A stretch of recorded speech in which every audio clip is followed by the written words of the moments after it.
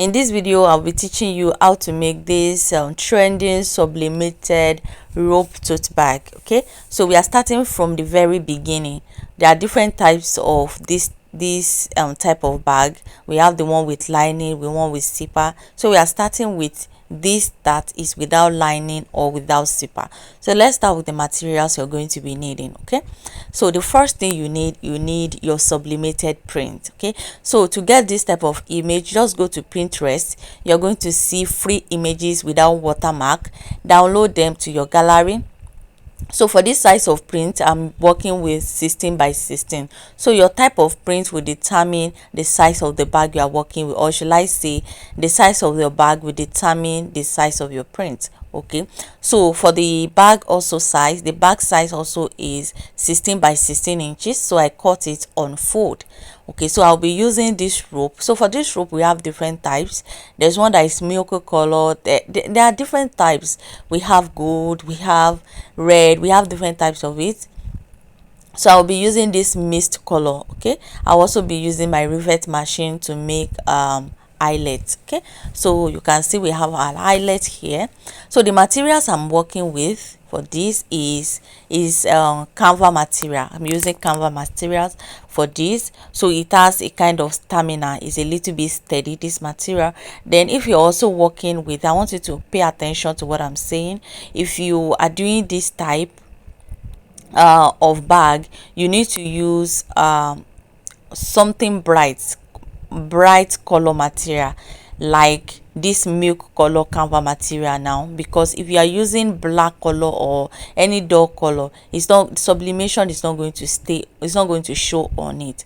So you go ahead to stick your print on the front part of the bag. Okay, so and that is what you saw me do. So I secured it with heat resistant tape. This is very important, and the reason is my heat press surface is not as wide as the bag surface. Okay, my heat press is 12 by 12 inches, while the bag we are working with is 16 by 16. So you can see that is wide, so you have to secure it because you'll be I heat press it in batch.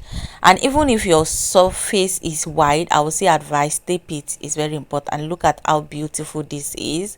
Oh my goodness. Yeah, so we have our print already like this. This is what you have.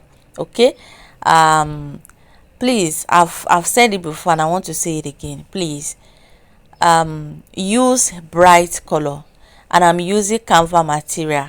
You can also use but I think the major material they use is this canva. You can also use white chinos or milk color chinos. Okay, all those stock chinos, you can also use it. Now we want to cut the down part because we want you to have a seat. So for the down part, I measure 1.5 by 1.5, then I trim it out. Okay, now let me also explain how to get this image. Go to Pinterest. Okay, there are different types of images you can get on Pinterest. Go there, just go and search. If you want African women, browse it. If you want ladies, you're going to see different types. If you want flower, if you don't want image like this, you're going to just your idea, just type your idea there. It's going to bring it out. Then you'll select the one you want. I'll also suggest, please select the one without watermark. Okay, don't select the one with watermark, select the one without watermark. And also select you will have seen some that they are overused. There are some images that they are overused. Select new ones. You can select AI images. Those ones are still very new. Okay, now for the rope where we're going to fix the highlight, I measure 4 inches by both side, on both side, and I measure 1 inch down. Okay, yeah, that's what you saw me do. 4 inches by the side, then 1 inch down. I also want to say something about this rope. So this particular rope is just one strand. Okay, so I just twist it together. Okay, for me to have this bulkiness, I want something that will be bulky a little bit. Okay, so when I went to the market, I didn't see the bulky one, so I just got this one and I twist it together, and that is why you are seeing the twist. Okay, now it's time to fix the highlight. Now we have different eyelet and dies, and you know now when you are using eyelets you have different dies. So I'm using the big dies. I think this is size 24, size 28 if I'm not mistaken. Yes, size 28. So the first thing you want to do is to just create small opening for it to sit on the eyelet. Okay, so that's what you're just going to do. Now for the rope, again we have different colors, I've said it. And for the size of the rope I'm working with 34 inches. So because I'm going to be tying it, but if you want it to be very long, if you want yours to be long, I've seen some bags that, some of this type of bag that are long. Okay, when they put it on their shoulder, it drops down so well. You can use like 36 or 38, depend. You can even use as 40, as long as 40, because you know you are going to be tying, and to tie you use almost like 4 inches to tie it. So if you want it to be long, so it depends on what you want. So just went ahead to fix the highlight. So for the measurement of the rope, I make do of, that is 34 by 34. So after tying it, I have like 15 inches rope, which is perfect for me. I don't want something that will be too long. And you can see we fix our highlight. So if you don't have rivet machine, or should I say if you don't have eyelet machine, just you can also use your hand to do it. Yes, there's a way they do it.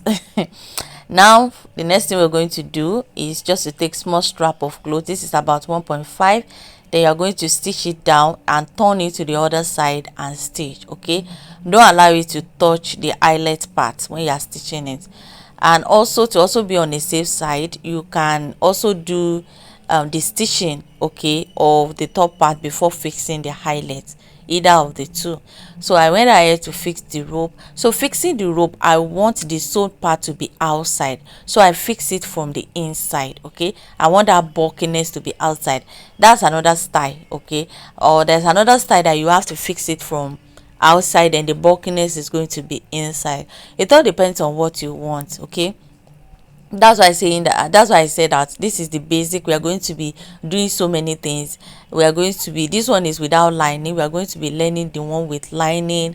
We are going to be learning the one with zipper. Yes, okay. We are also going to be learning with another fabrics. There are different fabrics that they use in making this type of bags. Okay, now that we are done fixing our rope, the next thing to do is just to go ahead and sew the two sides. Okay, just like that. Sew the two sides downward like that. Okay, now I'm done sewing the two sides. The next thing to do is to join the down part together. Remember the measurement we use for the down part is 1.5 by 1.5. If you want the seat of your bag to be wide, you can use 2 by 2 or 2.5 by 2.5.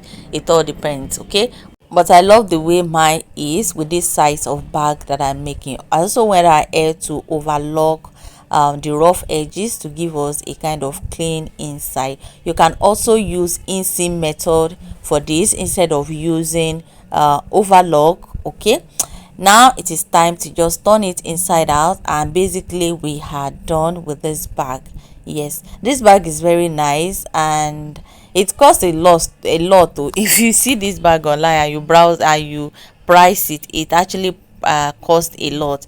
And well, the reason is because the rope is expensive, the sublimation on it, and cover material is also not cheap. Okay, look at how beautiful this bag is. So imagine if you now put lining, put gum stay, put zip, you can see how beautiful it's going to look. So please subscribe for more of this kind of video. Thank you so much. I'll see you. Bye.